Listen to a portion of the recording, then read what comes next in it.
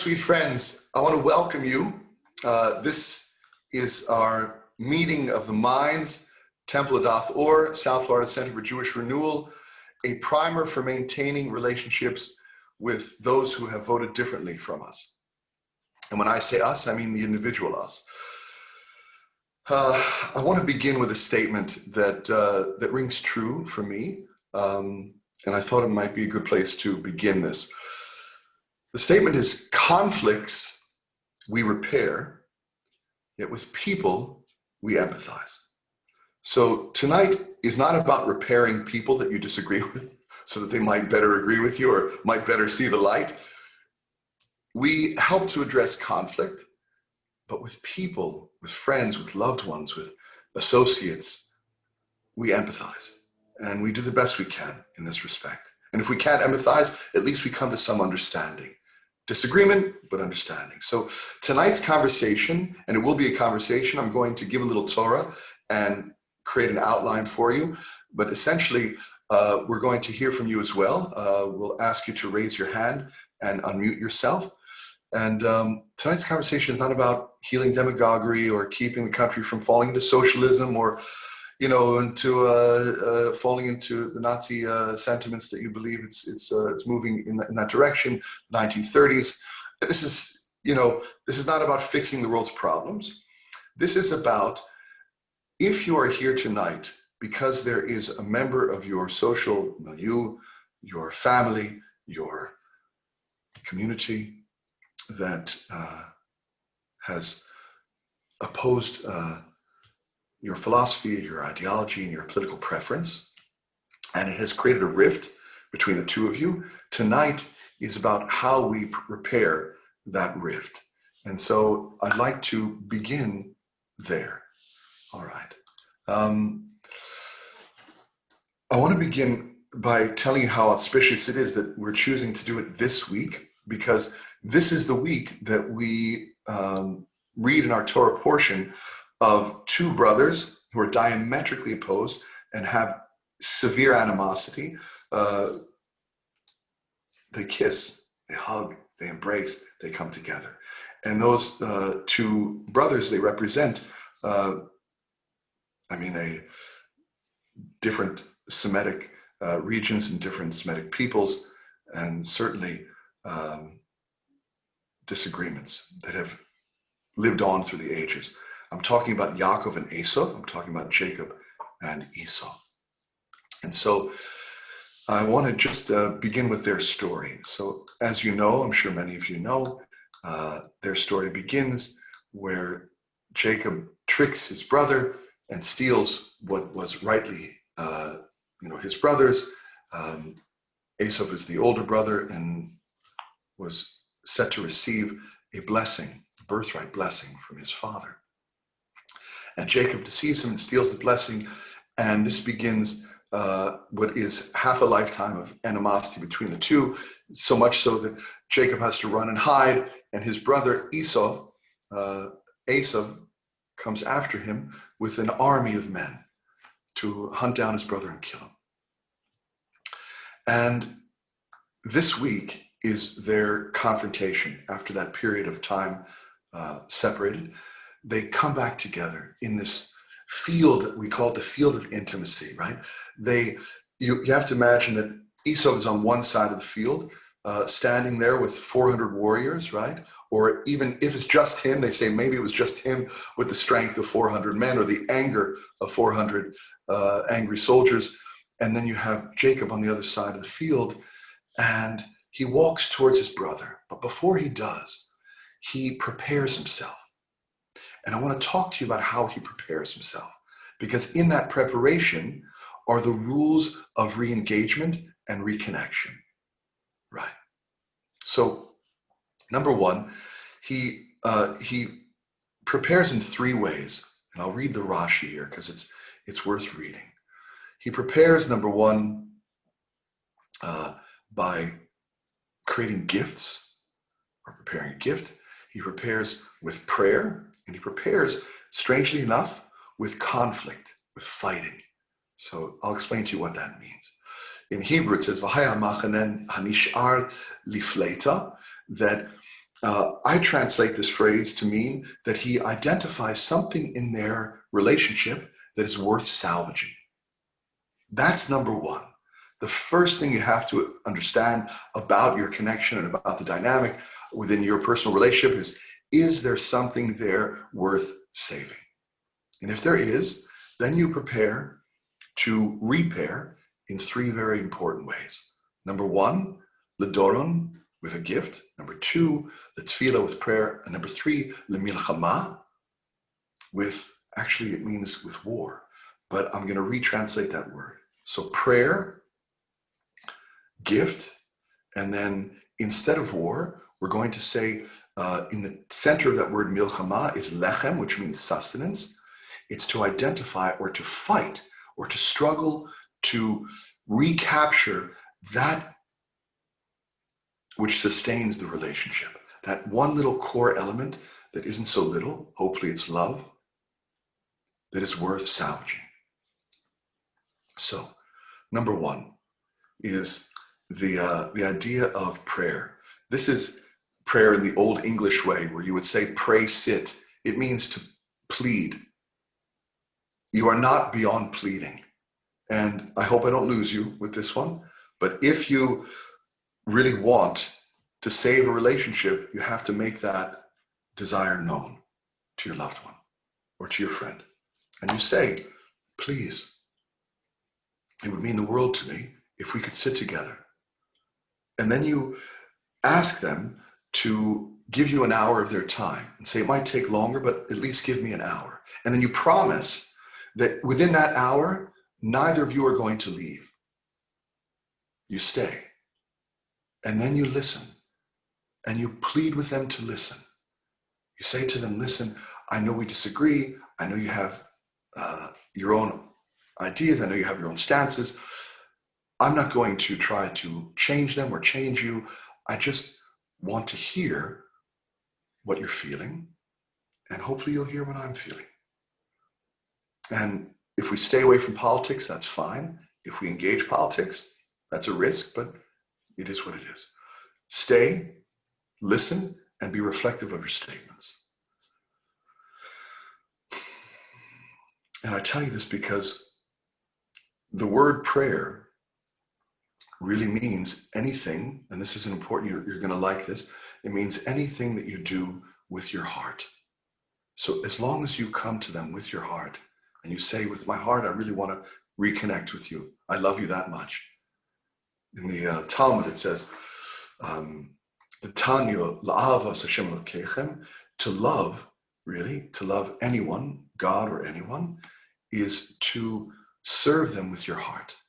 And so the Talmud equates heart, or anything connected to a heartfelt effort, that is prayer. So anything you do with your heart is prayer. And it redefines prayer in that way. The second is the idea of milchama, lechem, that you have to find something that sustains the relationship and cling to that.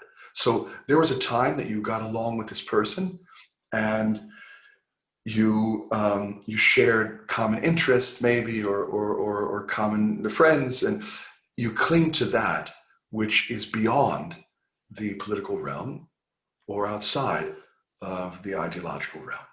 And that is where you build upon. And that's the idea of fighting for what's worth saving. Now, the last one is really where I want to spend tonight. The last one is gift. Before Jacob goes out into the field to meet his brother, he sends ahead a slew of animals, cows and donkey and oxen and every animal you could think of, and hundreds of them. And they're all pulled by his workers or his servants. And each time they bring, let's say, 200 oxen, or I don't have the list in front of me, but it's different groups of animals. They say, this is from your brother Jacob as a gift to you, Esau. Right?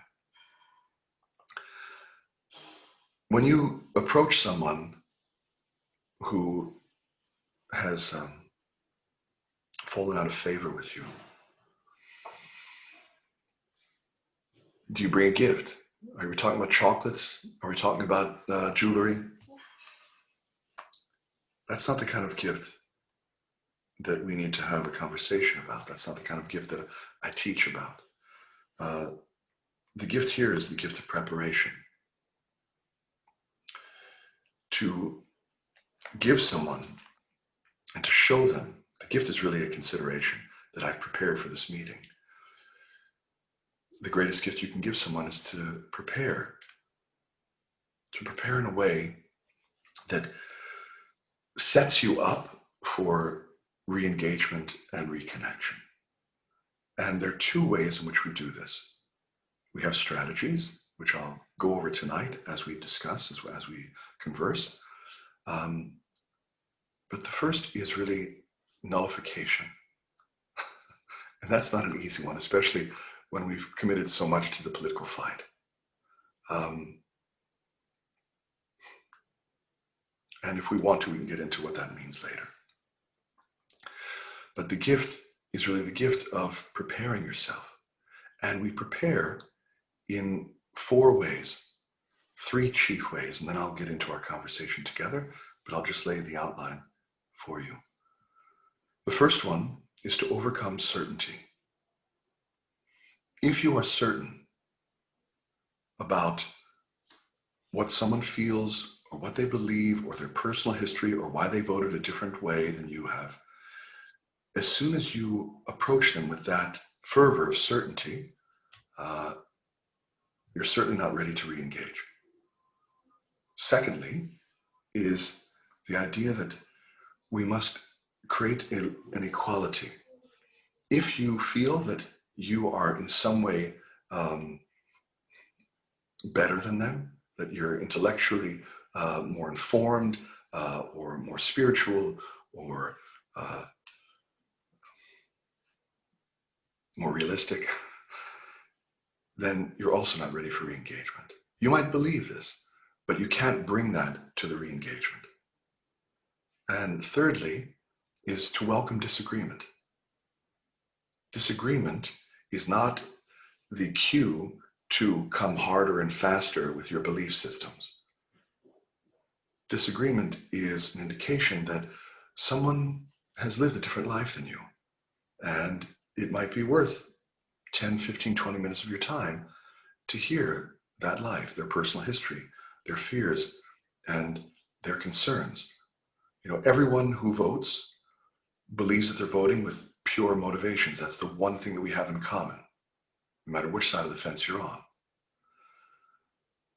But if we can get to that purity, you know, and sift through the motivations just by hearing them, just by allowing them to be voiced, then you come to see someone as a human being and not as a campaigner or a demographic or an image or a color, red or blue.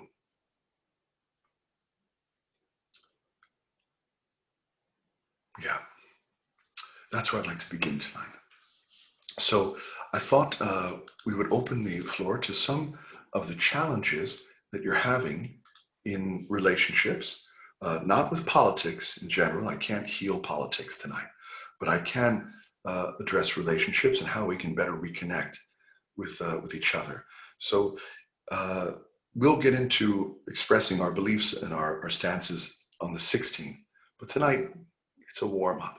All right, so if you have questions or things you want to share in terms of your own relationship dynamics, this would be the time. You can just wave your hand in the air. Not everyone at once. Eileen, yes. I'm going to ask you to unmute. Okay, if you can unmute. One more time. Okay. Neera, I'll do it. Okay, go ahead. Okay, so if my iPad doesn't fall. I have a best friend. She's been my best friend for 40 years. For many years, we were like-minded, okay? She got married. Husband has a business. He does very well. The husband is more like a Trump thinker. okay? She never was.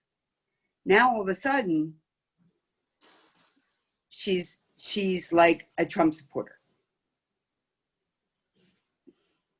I'm trying to keep politics out of it. What breaks my heart, like right after the election, when there was all this fighting going on, I couldn't even call her. What breaks my heart is I love her so much. She's like my best friend for 40 years. Mm-hmm. And I can't understand how she doesn't see. So there's my certainty. When you said certainty, I know some of that is, I can't understand why she doesn't see what I see, because we've been so like-minded for many years. And I had to kind of pull away from her a little bit these last couple months. And it made me feel very sad and very alone. And now that the election's over, hopefully after January 20th, you know, but I don't know, because no one knows what's going to go on in this world with the fighting and all the cockamamie stuff that's going on, you know.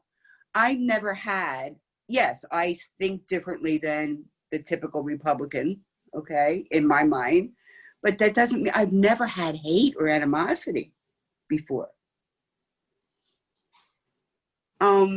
But I find it hard not to be judgmental, because what's going on is so judgmental to me.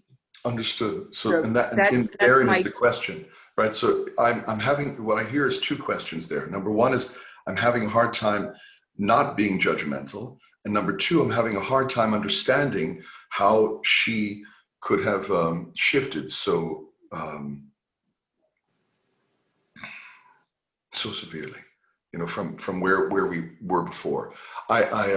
So just by a show of hands, how many of you can relate to this story or have a similar dynamic in your life?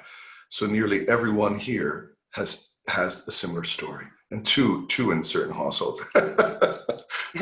Good. Okay. So let's see if we can, and I'll get to you in a second for sure. Let's see if we can come to some understanding of this. And I don't have all the answers, but I'm certainly going to see what we can do to help. Firstly, I want to thank you for sharing that and being brave enough to do so. If your commitment is to the relationship, then let's address the relationship, right? So the relationship must exist independently of judgments and politics and preferences and beliefs. I'm trying so hard. Right, it is. That's what it is. So that can I tell you, our deepest work right now, you know, how many muscles are we exercising at home? I mean, this is the muscle that we exercise. The muscle that we exercise now is the muscle of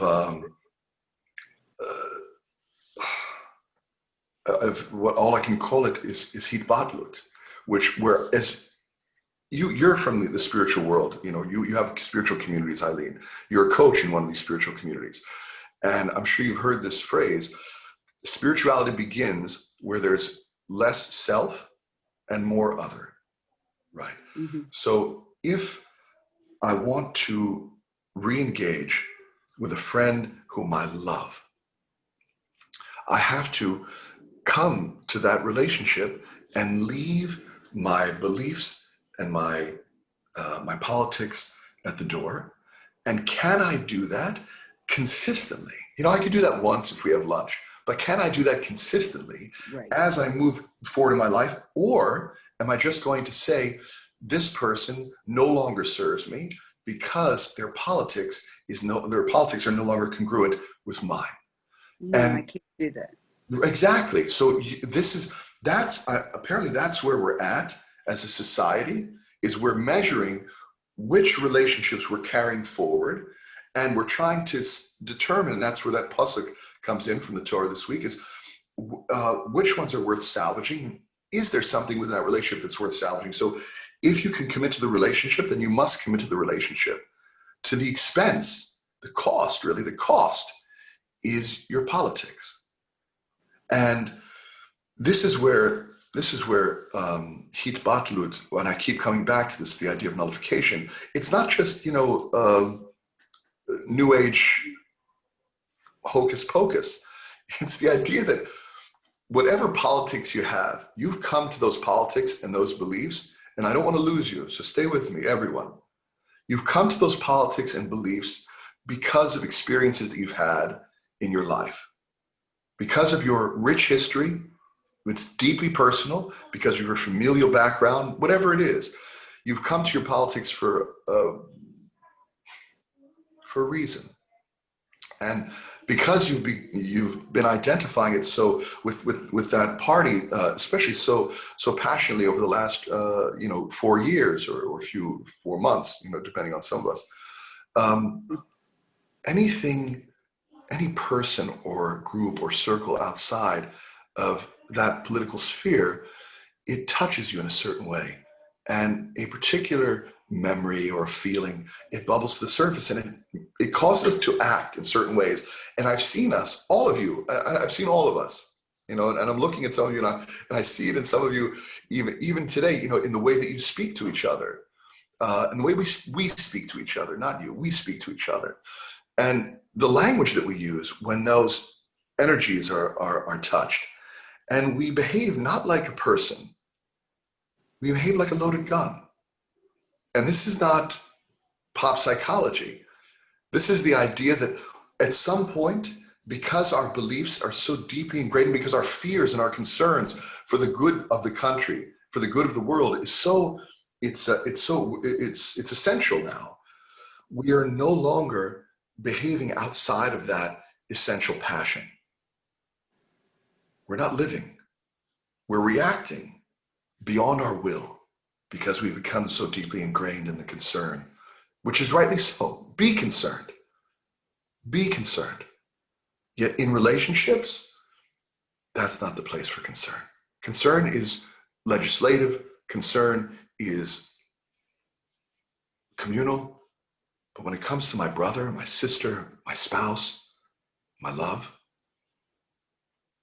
as we said in the beginning of the class tonight, we don't fix people. We empathize with. We fix conflict. So are we going to be, and you have to ask yourself this, Eileen, are you going to be simply a predisposition to react? Are you just a collection of predispositions and judgments that are going to go off anytime your friend touches you or says something? Or is the deep spiritual work that you're going to engage now bringing you closer to your loved one? Ken, and Eileen, I hope I addressed some of your concerns.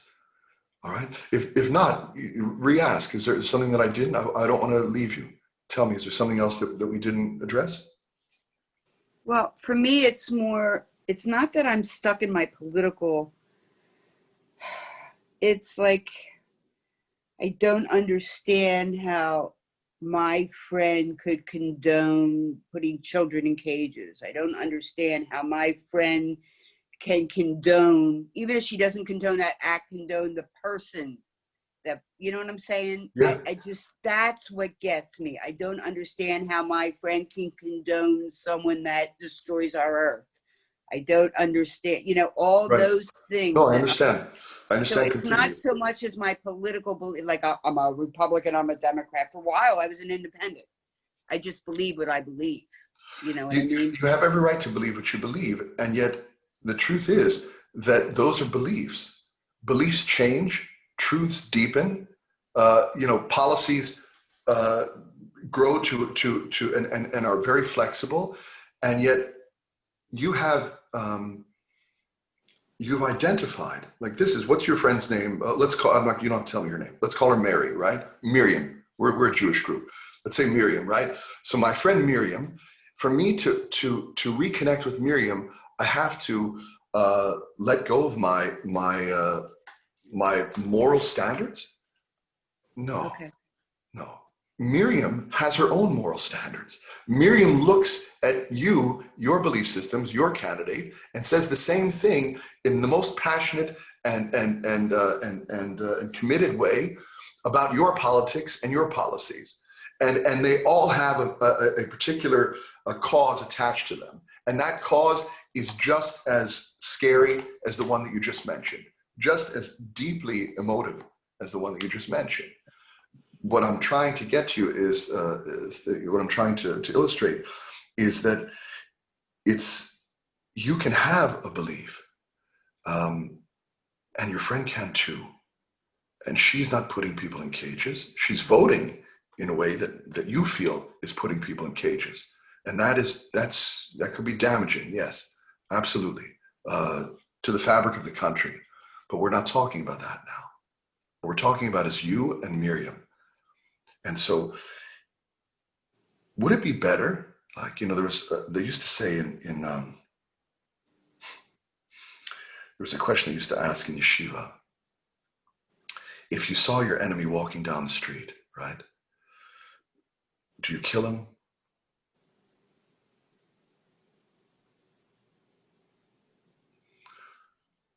Or do you talk to him?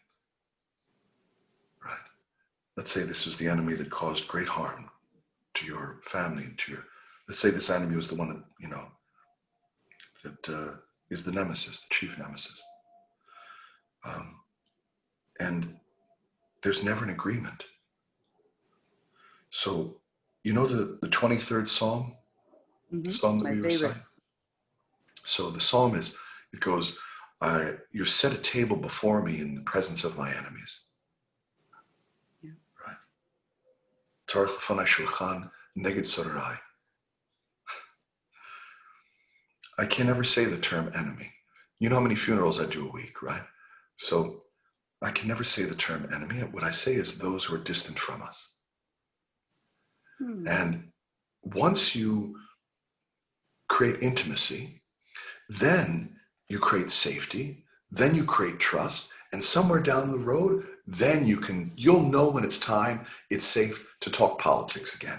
And then maybe you'll come to an understanding of what she believes, and possibly she'll come to an understanding of what you believe, and 4 years down the road, it might have an effect. But if you leave that relationship now,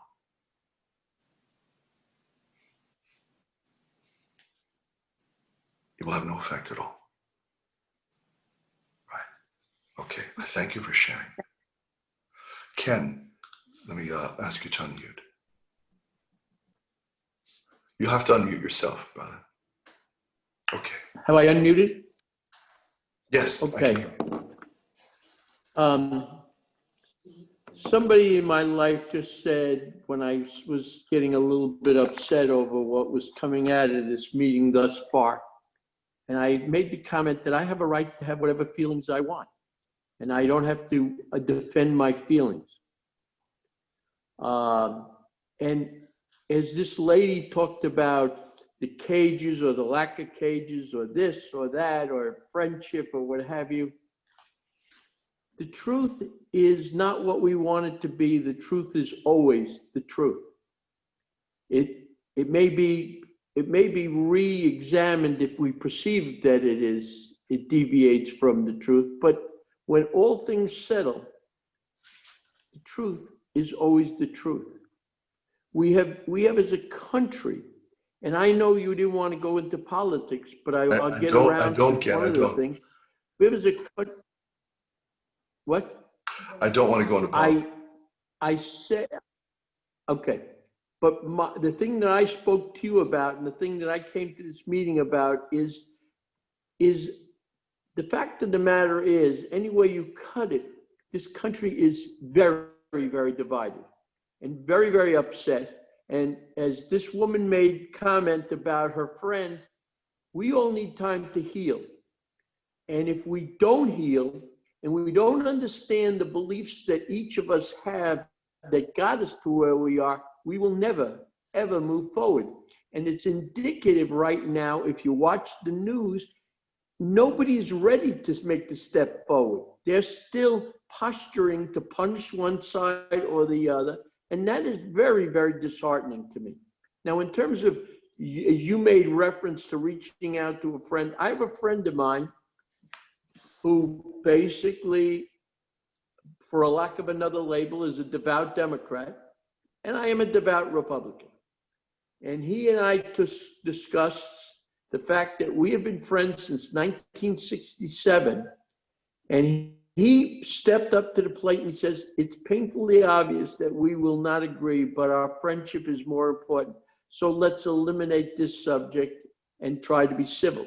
I also spoke to another friend of mine who basically wanted to know what was bothering me and then basically said to me, call me back when you can be more civil. And I was really hurt by that, and it affected our friendship. All those things being said, I am trying desperately to reach out and be part of the world community. And quite frankly, if we don't figure out a way to talk to each other, this conversation and all these conversations are for naught. And I am reaching out to try and figure out how we move off center. So let me address some of your concerns. Firstly, thank you for your forthrightness and thank you for I know that you really want what's best for you and for the country. And I want to ask you something. When your friend said to you, call me back when you can be more civil, right? I have not called that person back. How do you feel right now? Do you feel more civil? I feel that in lieu of the fact that I'm hurting, for whatever reason, as there are people on both sides of the situation that were disappointed with the way things turned out, and it'll take time. So how do I feel? I have not, as you and I have spoken, I have not figured out how I heal myself, how I reach out for people that basically still believe that everybody should be punished because they put these kids in cages. That's not a step in the right direction. A step in the right direction is Ken, let me how ask we move something. forward. Let me ask you a question, because what I hear you saying, and I believe that you really want this. I hear you saying that you would like to send a message to the larger framework that we're ready to move on, that we're ready to come back to some sort of a unification, and that has to start with you. You know, they say there's a wonderful Jewish principle that we get the leaders that we deserve, right? So if we are not talking to each other, how can we expect Congress to move beyond the aisle? And so I'm asking you, if your friend says to you, because I would see that as an invitation. If my friend said to me, you know what, right now I'm feeling attacked. This is when your friend says, call me when you're more civil, it means right now I'm feeling that you're on the attack. And I value our friendship, but I would like to talk to you in a way that is a little more serene, where we have moved outside of our preferences and even our passions to back to the love that I know that we once shared. And my challenge to you, Ken, is if you want to see that happen with everyone and with the country and the world, it has to start with you and your friend. Okay. I mean, okay. Let's start there. Because if you can get it done, then that sends a message to the larger, powers I'll that be do that that. it is getting done. I'll do that if you do me a favor and talk to Pelosi. Give me her phone number and it's a deal. Okay. I love you, brother. I love you. All right. Show of hands. Who's next? Cecile? Okay, hold on one second. I'm going to ask you to unmute. And then Sherry, and then Yona. Okay, hold on one second. Oh, no, they were just pressing. Okay, so just Cecile. And Vicky has her hand up too, Rabbi. And who does? Vicky. Okay. Victoria. Okay, Cecile, go ahead. Well, for me, it's not a question of party or political parties or anything. It's just a case of moral. It's a moral issue. It's an individual I see who is sick, a pathological liar, And who's Cecile, we promise that this is not about your relationship with Trump. I love you, and I would never cut you off because you are the poet of great artistry. But now is not the time to insult anyone. Now is the time to this conversation. Wait, let me just finish. This conversation is really about your relationship to someone else, not Trump, but do you have someone in your life who you feel you would like to reconnect with, who you have, there's been a rift because of your opposition? We can't come and attack candidates or past presidents. I'm not attacking. I'm just observing that there is someone who is behaving like, and our children, our next generation is imitating and doing all kinds of things the same way. And we're losing a lot in our society because of one person who's not supposed to be act like a human being, act like a decent, normal person. So Cecile, is there a way that this has affected your relationships with someone in your life? No, I'm not discussing politics with anybody who thinks differently from me, because that's smart. I know they're going to hold on to their ideas. I cannot change anybody. I can only change myself, and I'm not going to invest my energy into discussing politics here. And I don't think it's a political problem right now. To me, it's a personality problem. And we're allowing this to happen to destroy our country. That's what I see. I don't see politics. All right. Thank you for sharing. Thank you. You're welcome. And I want to hear a poem about it too. All right? I do have a poem about it. I'm sure you do. Send it to me. I want private message me. All right. So again, I want to remind our friends and our community members that we're going to do our best not to create political discussions here tonight, but rather how do we rescue our relationships.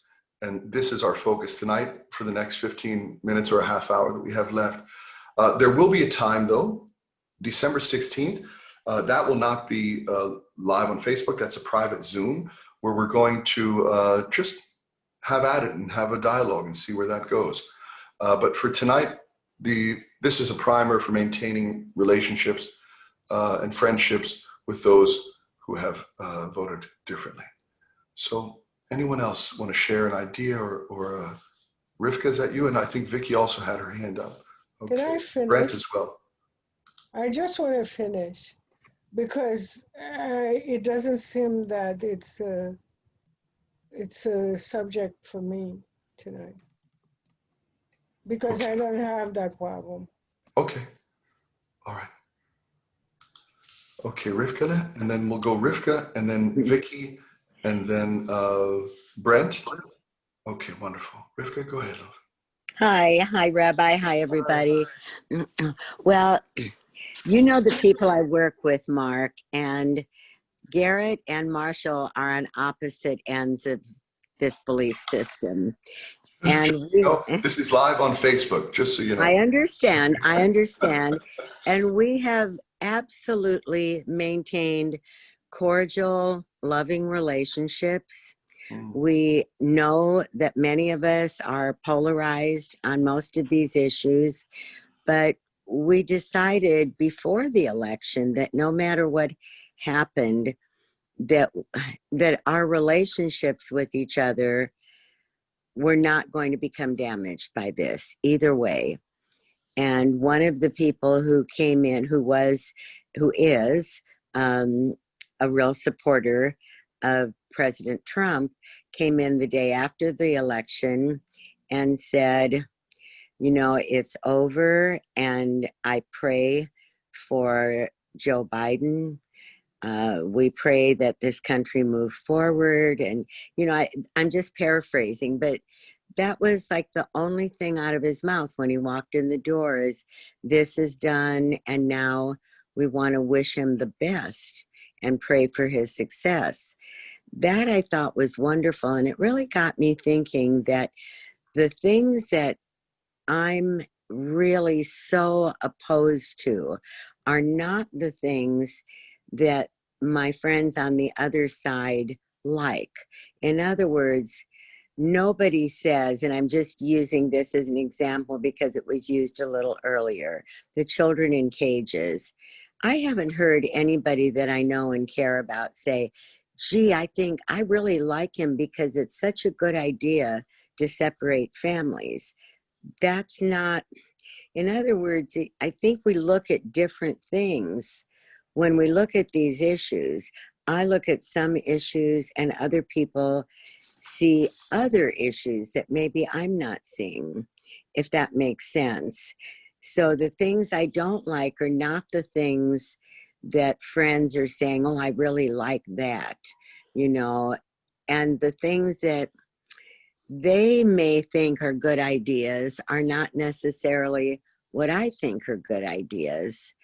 But I guess I haven't thought this conversation through that well, but I know what I mean to say is that we look at different things when we look at the same person.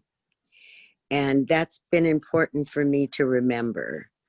And it's helped me a lot through this. And I have to say that I honestly haven't had one argument since the election with anybody. Had plenty of them before, but not since. And I'm really, really pleased about that. Beautiful. Thank you for sharing. Welcome. Thanks. All right. I think Vicky was next. Let's see if we can highlight Vicky. Hey there. So this has affected me personally. And, you know, like Rivka just said, not since the election. And I have a very, very close friend who very much believes in is what I don't. And for a very long time, you know, I really respect her opinion. She's a very intelligent woman. And I would listen to what she had to say. But always there is this, she's right and she can prove it. And I don't argue that way. I don't converse that way. I can't prove my points. I can't, and I have no desire to say, you're right, I'm wrong, I'm right, you're wrong, right? This isn't my being. And it really came to a head a couple of weeks before the election because I started losing patience with the point of view, with her point of view. I had no desire to listen to it anymore because she, you know, there's so, the sides are so opposed. There's so divisive. The news that we listen to is so different. You know, the points of view and how they prove it, it's so different. It's so unbelievably divisive. I think by design. By design. So when she speaks what she's listening to from her news, and I've listened to what I listen to in my news, I can't even comprehend. Even when I said to her about, I've worked with people in Canada that have been in horrible situations with their families being separated. I've worked with these individuals, and that the think that families were separated here by design, when she told me that, you know, and when I said that to her and she told me that she didn't see it that way, she said it's good because they, you know, there's people coming over or whatever it was. She didn't even see what I saw because of my listening to something else that she didn't listen to. And it got to a point, and I love this woman dearly. And this never would get in the way of friendship for me. And it came to a point where she kept pushing that it be brought up, that she was able to speak her point of view. And I've listened for too long. And I finally started saying, not discussed, no discussion. There is nothing here that will stay for this conversation. I will get up and leave. It got to that point, and she kept pushing it and pushing it until I lost it. And it wasn't my, best moment in life. I snapped. I didn't yell at her, but I insulted a man that she speaks and thinks very highly of. And I realized the next day what I had done, because I was so angry. And there's this feeling of like, I've got to protect myself from someone telling me I'm right, you're wrong, you can't even prove your point. And I lost it with her. And the next day texted her and apologized profusely, not for what I had said, but that I had put down someone that she believes in. And I respect her right to believe in anybody that she wants. And we didn't talk for a couple of days. It turned out okay. We do not bring the topic up anymore.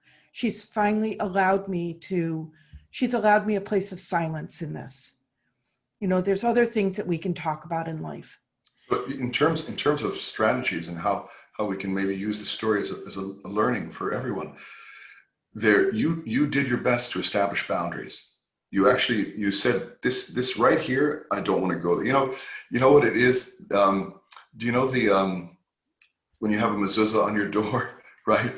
You put a mezuzah on your door, and it's on the mantle. It's called not the mantle, the lintel. In Hebrew, it's called a mashkof, right? That you have this sort of place where it says mash sham hamakom. This is the place where you can touch. You actually say that to people. You say, that's what the mezuzah is. This is the place where I'll allow you to touch. And in order for you to have safety in your home, right, you have to have the ability to close the door. And in that conversation, there was no ability to close the door. None. There was no, you try. You said, hey, right here, you can't touch me here, because I don't feel safe. And it's certainly going to go in an explosive direction. Right. And you weren't able to set boundaries. And that explosion, for lack of a better term, that inflamed conversation, that reaction where you lost it, yeah, right? That essentially was the boundary. That was what erected the boundary that was necessary. You're very right. And I'd been trying to set that boundary for a long time. So, but respect that, if there was no interaction at all, if you turned around and you didn't speak to each other, then it was for naught. But if you they say that arguing is an interaction that always leads to some good. If it's an interaction, if it's just a drive-by shooting, where you're just expressing your opinions, leaving and let them deal with it. But that's not what you wanted. And you held your center. And I think that's important. And I'm sure that the relationship has been maintained. Yes? Absolutely. I mean, neither one of us are willing to give up a friendship for politics. And That's it. I'm so that right there is the moral, And neither of us are willing to give up our friendship for politics. And if everyone can echo that sentiment and assert that in their practice, then I think we would be moving in the right direction. I think that you're right on in saying that the boundaries weren't respected. And I think that is the case in general a lot of the time right now. There are no boundaries. Now that the election is over, it seems like more boundaries are being respected. But for a long while there, in the heat of it, there were no boundaries. And I think that it really sent people off balance. Do you know what it means not to have boundaries? It means that there is no boundaries to how far out my emotional reactions affect the world around me. So it's not just that I'm holding people out, but also I'm not protecting those around me. Mm-hmm. Boundaries, we say that the word for God in terms of boundaries, like the divine aspect of boundaries is shakai, which means that which is enough. So for you to hold up your hand and say, it's enough. You said that to your friend. You said, this is enough, right? It's not just that you were keeping her out, but you were also protecting her from what you might express. Yeah. And that, there's nothing wrong with boundaries. Even just with Cecile just now. I love Cecile. I love when she talks. Her voice comes out from the caves of I don't know. She's like got this rich, wonderful voice. She's the poet of our community, a poet in our community. And for me to say to her, look, this is not the conversation for that. Create safety for everyone who might feel affected by what she's saying. Mm-hmm. And so in order for us to create safety, not just for ourselves, but for everyone around us, you have to have boundaries. That's an aspect of God. It's godly. My Rebbe used to say that no is just as important as any other key on the keyboard of life. That you have to learn how to say no. You know this. I'm not telling you anything new. All right. Anyways, I thank you for sharing that story, Victoria. Thank you. I think Brent had his hand up. Where's Brent? And Ron got And one. then Ron has his hand up. I see them near. Thank you. Brent? Yes, to dovetail on Vicky's comments and kind of put it in context with the title of the program here tonight, a primer, and looking for pragmatic suggestions. Are we saying that really one of the big things we have to do is just learn to ignore certain aspects of the relationships? Is that really what we have to do? I mean, I myself always kind of put myself, I think, in a neutral position. I'm one of those NPA, no party affiliate, but listening to all different sides, putting myself the label I've used for a long time, social liberal, but fiscal conservative. And, in my work, have lots of patients coming in from different political perspectives. And it's interesting what things people will share with you. You're their doctor, so they just say all kinds of stuff that they wouldn't tell other people. And I'm, from one extreme, I'll be standing there with a scalpel in my hand, and the other guy's got a big red MAGA hat on. Then the next patient's coming in and telling me, we better take back the Senate in Georgia, otherwise this country's going down the tube. So you just hear these things all day long and try to stay neutral. So is that kind of the answer that we're putting out there, that we need to maintain relationships by just kind of standing back from these comments? And then a lot of people feel like, gee, you're just watering everything down by not making a commitment, and you hear all kinds of comments. Like Rivka said that she thinks progress is being made. She's hearing that people are trying to be more civil, but I see all kinds of, I've heard many comments, when Biden came out and he says, well, we're going to represent everybody and we're going to be kind to everyone. Then I've heard comments from the other side saying, yeah, we're going to be as kind to you as your party was to our president. What's fair is fair. I like your comment, Rabbi, where you said maybe we need to welcome the disagreement. What would be the result of welcoming a disagreement? Show me what that looks like. Well, it makes life interesting, because if we all think alike and we're all the same, and we're just hanging out and being with people who think exactly like we do, it could be a little boring. It could be just like being with yourself. So the challenge of being with others who think different, why is that such a bad thing? It certainly gets the heart beating, makes you feel alive. It retests your reality. I mean, there's sides to that. A friend of mine, I was just on the phone with actually before this call, and he's a friend of Steve Harvey. Do you know Steve Harvey, the comedian? Sure. So he said that Steve Harvey told him that the American symbol, I don't know if he got this from Steve, this is Steve Harvey's Torah, but he said the American symbol is the eagle because it flies with the right and it flies with the left wing, and you need both wings to fly. So I think that if we were just homogenous, that's how extreme groups are formed, is in the vacuum of homogeny. I think that homogeneity, excuse me, that's a greater risk to be only with those who agree with us. You're right. It's not just boring. It's actually quite damaging to the soul and the fabric of the country. But, you know, the thing is this, if we're looking for something practical, there's a Rebbe, and forgive me, I don't remember his name, but he said, if you want to know if you're legitimate, if your religion is legitimate practice, if you're heading down the right path, right? If my religiosity is valid, he says there's one litmus test. Does it bring you closer to others?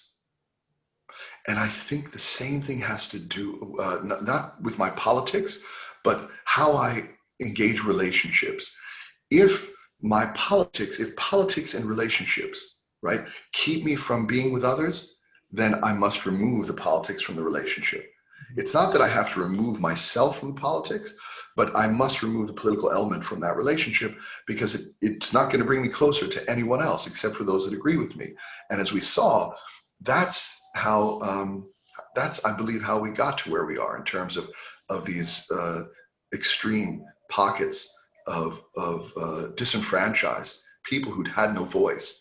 And when you let that fester, as you all know, as we all know, it becomes quite impactful. So for many reasons, the term mitzvah, you know, the term mitzvah it comes from the word tzavta, which means to connect. So if your mitzvah is not connecting you with others, then it's time to choose a different mitzvah, you know, that kind of a thing. Does that make sense? Sure.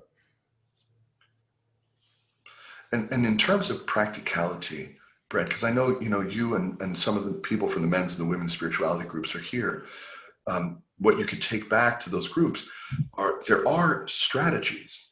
In terms of strategies, it's number one are my politics in relationship helping me to build that relationship. Number two is, when I am in relationship, is it on equal footing? Am I creating a sense of equality, or am I patronizing the other with my beliefs and my understandings? And number three, am I willing to welcome disagreement? And if I can just abide by those three standards in relationship, right, then I can re-engage. And this is really a class or a discussion about re-engagement, reconnection. So practically, if you're writing things down, and Ray, I'll get to you in a second, if you're writing things down, that's what I would write down.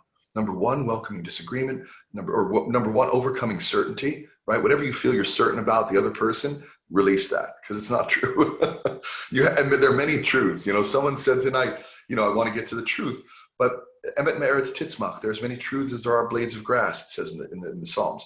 So I have to release my certainty not about my politics. I can believe and be passionate about my politics. You know, I don't want to see people in cages, for sure. Yet I also can't apply my politics to a relationship, because then there's a certainty in that relationship that doesn't belong there. That's number one. Number two, I'm overcoming not only certainty, but my need to be higher than, or greater than, or more intelligent than, or more righteous and more informed. And number three, that I must welcome disagreement. Thank you, Brent, for everything you do in this community. Thank you for sharing. I know there are other people, and I only see Ray, so I'm going to go to Ray right now, and then we'll see if there are others. It's 8:36, and I know that I promised Neera that these programs wouldn't last more than 8:45. So Neera, if you have to go, I'll stay on a little bit. It's okay, but we'll cap it at around 8:45 or 10 minutes to 9. Go ahead, Ray. Rabbi, I will make it brief. I think your message. Turn your volume up or come a little closer. Oh, sorry. Is this better? Yeah. I think your message tonight is really, really wonderful, and I am unbelievably inspired by it. The difficulty that I continue to have in my everyday life is those close friends of mine who are on the other side of the fence. And I really, really want to engage them. And I want to have a dialogue, because if you don't have dialogue, if you can't talk back and forth, if you can't talk black and white, if you can't talk purple and green, nobody can understand anyone. The issue that I have is that when I try to talk to my friends that are on the other side of the fence, they overwhelm me with their attack. I mean, I want to understand, but I cannot understand an attack. And it's ongoing, an attack, deflection. Right. So for me, it's really, really difficult. I want to have a constructive situation, but I'm not smart enough on how to do it. No, it's not that you're not smart enough. It's that no one, and Ron, I'll get you in a second. I see your hand up as well. No one prepares us for dialogue. There's no, how many of you have a college education? Raise your hand. On the roster, was there any sort of the art of dialogue or the fine art of what's re-engagement or reconnection? This is not something that you're taught, because we're trained by food fights on the floor of Congress. That's what we see as intellectual discourse, and it's not. And so, to answer your question, which is really the question of the night, how do I engage in dialogue? Because that's what we're going to do on the 16th. We've invited people from all and everyone.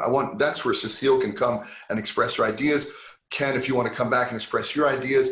Who else was here? Marsh, I know you have some clear ideas. And Marsh, you're going to bring your brother to that one on the 16th, right? So we can really talk about our feelings there, right? In a setting where we said, okay, these are the ground rules. In order to have a dialogue like that, Ray, it can't be a drive-by by accident, meeting someone in the hallway. Oh, hey, how have you been? Oh, remember, you're my Republican friend. Well, let me tell you what I think. That's not how we do it. It has to be, can we sit together for an hour and agree, even if we yell at each other, even if we scream, even if we're insulting, even if we throw chairs, right? That no one's going to leave. We value each other and the relationship enough to know that no one's going to leave. Number two, I'm reflective of what I'm saying and I listen to what you're going to say. And then you apply those other four ideas. When you come to that meeting, Ray, are you coming to the meeting? And they have to also know this. Are you coming to the meeting just to further amplify your beliefs and your politics? Or are you coming there to learn something new about a friend? And then if they say something that disagrees with your sentiments and your politics, can you welcome that disagreement without having to defend it? And can you, even just for a moment, understand and want to understand where someone is coming from? Because behind that deflection and behind all of that passion and behind all of the powerful engagement and the attack, let's call it what it is. If you feel attacked, it's because you're feeling attacked. So when you feel attacked, beyond that level of discourse is really, if you wait for it to sort of calm down and you have the patience, and you really have to love the person, Ray, you really have to say, I want this relationship to work so much that I'm just going to let you spew whatever you have to spew, and I'm going to let it be, right? So that I'm going to get to what's behind the political sentiment, which is your fears, not yours, theirs. This is how you relate to them. I want to get to what your concerns are, what your fears are, what your history is, what has brought you to these understandings, so that I can better understand you. I don't have to agree with you, but I just want to understand you. And in dialogue, you're not looking to change anyone's mind. You're looking only and always for mutual understanding. That is a safe commitment. And you can achieve that. And then, down the road, you could talk about, changing people's minds, because you'll have an understanding of each other and a little humor around it. But no one's going to change anyone's mind in the first meeting. And you probably shouldn't even commit yourself to that, for real. You know, let people come to their politics on their own and be in your own truth. Live in your own truth. Because Ray, you're a wonderful man, and it's written all over you. Cheryl, you too. You know, people see who you are. Your neshama shines through, and it shines through beyond the politics. And that's what people see. Let them see that. Okay? Thank you. You too, Peter. You too, Alan. You too, Marcia, and Eileen, and Lila, and Brent, and Nick, and Harry, and Andy, and Roberta, and Wayne, and the other Marcia, and Rick, and Janet, and Victoria, and Yona, and Larry, and Michael, and Rivka, and Debbie, Bonnie, Stuart, Lois. You all have a neshama that beyond the political discourse, it's the neshama that shines. And that neshama will shine when you let it, and when you know how to navigate these conversations. So please write these things down, because these are strategies. And Jill, you too. All right. Who else? Ron. Is Ron still there? Okay, Ron, if you can unmute yourself. Okay, thank you, Rabbi. Thank you. Okay, I'm looking forward to our next meeting, but I just wanted to say something special about this meeting. I wanted to talk about a relationship of two people on opposite sides of the spectrum who have created a spectacular relationship, and nothing can ever widen the gap. And that's me and you. Yes, it is. Over the years, we've agreed to disagree. Yes. Over the years, we've always prided ourselves in learning from each other. Yes, it's true. Even when we had an issue, we were both open-minded, and sometimes I would bend towards your side, sometimes you bended towards my side. Yes. And you know, and this relationship is so benign, because teaching is learning and learning is teaching. So we're on both sides of the same spectrum, and nothing's going to ever stop us from maintaining the relationship that you and I have. It's when it comes to the next meeting, we're going to debate. Yeah, I'll fervently debate with you, and when it's over, you know, we'll hug and kiss after the pandemic, and we'll be back to where we started from. Yes, the truth be told, I'm not going to debate in the next meeting. I'm just going to be I'm going to be Switzerland, if that's still a neutral country. Okay, I actually maybe so I want to tell you something about Chief. So you can. Oh wait, I'm sorry. You were saying. I didn't mean to interrupt you. Yeah, I said that maybe debate was not the right word. I meant opinions on both sides of the spectrum. I'm looking forward to that. But right now, you talked about relationships, and yours and mine goes back. And with mom and dad, I don't know how many years we go back.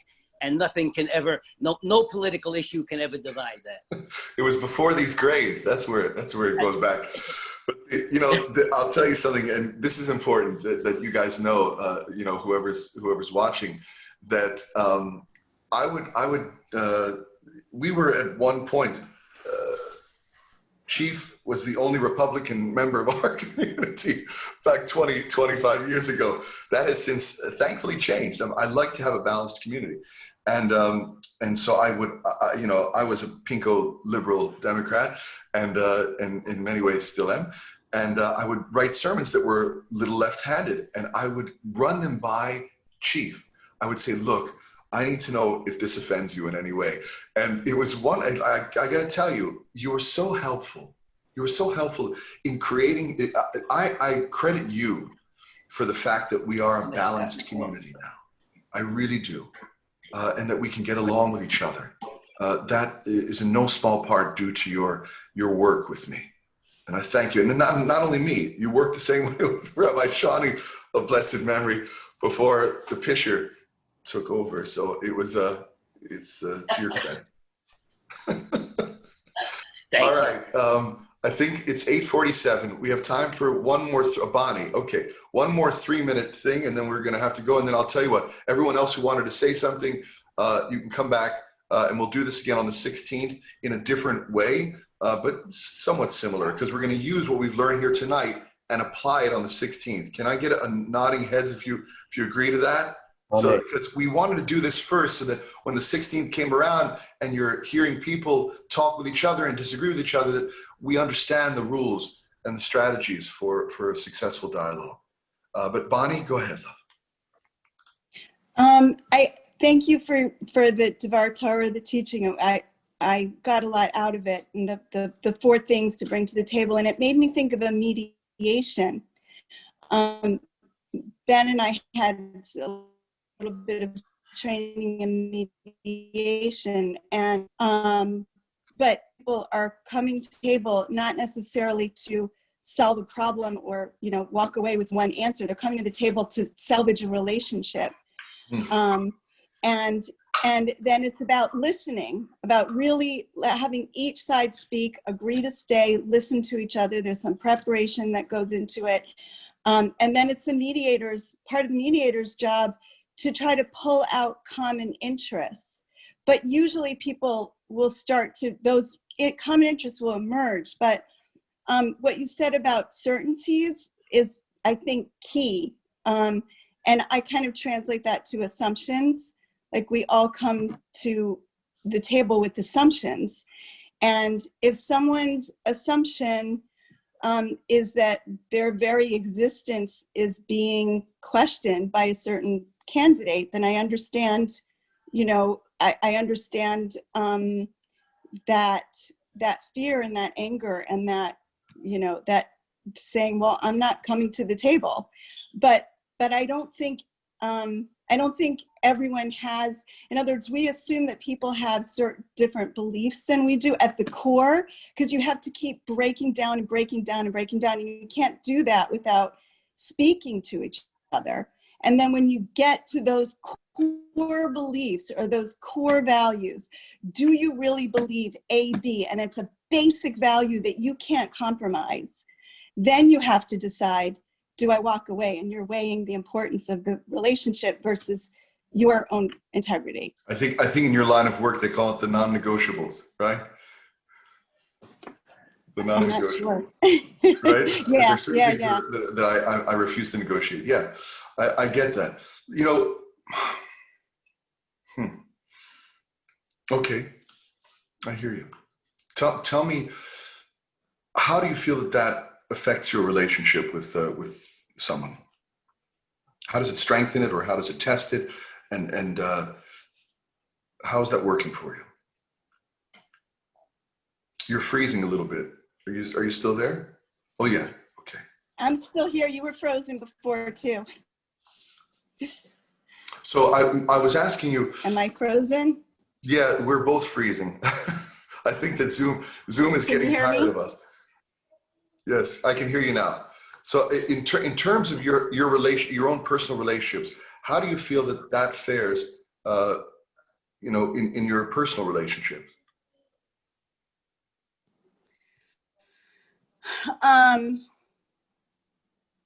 I have, I think in my personal relationships, I have family that I'm not willing to walk away from. And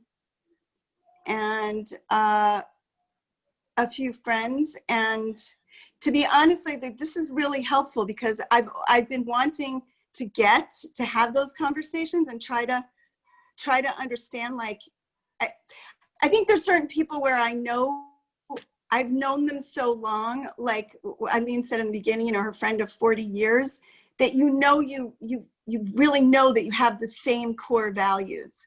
And so in those situations, like for me, it would be helpful to know that someone either has a completely different level of understanding than I do, or they have been given completely different information than I do, and they believe that. That, to me, that's much easier to reconcile. Like, okay, at least I know that you don't think such and such, because that would be I just couldn't deal with that. Yeah. If that makes sense. Yeah, it does.